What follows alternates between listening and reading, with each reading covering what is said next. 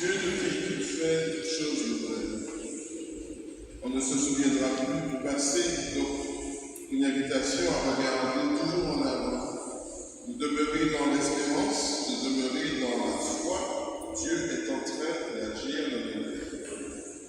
L'épisode d'aujourd'hui avec ce papa qui a un souci, cela fait penser à vous les parents, vous avez des soucis par rapport à l'enfant.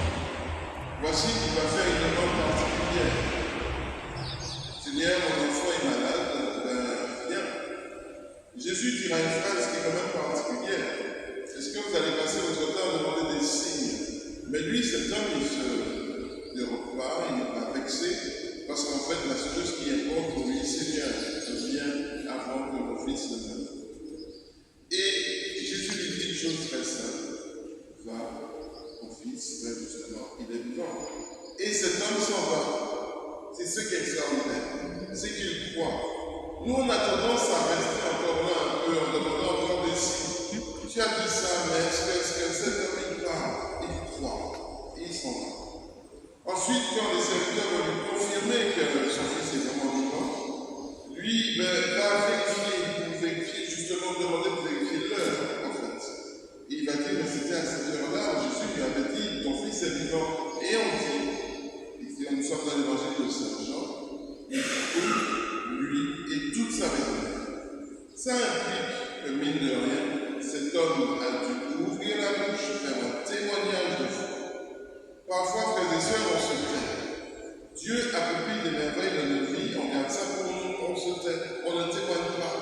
Parfois, Dieu veut qu'on ouvre la bouche pour dire ces merveilles, afin que notre maisonnée se convertisse. Et parfois, on garde des choses pour nous, comme si c'est évident, très cher enfant, tu me vois me lever, tu me vois faire ci, fais-le. Mais très cher parents, parfois, il va falloir témoigner. Pas seulement vous les parents. Peut-être que c'est une vraie invitation pour tout le monde aujourd'hui. Non seulement je vous invite à faire une presse de cette nouvelle, non seulement je vous invite à faire une démarche de foi, en fait, parce que vous allez, pour ceux qui le veulent, se confesser, etc.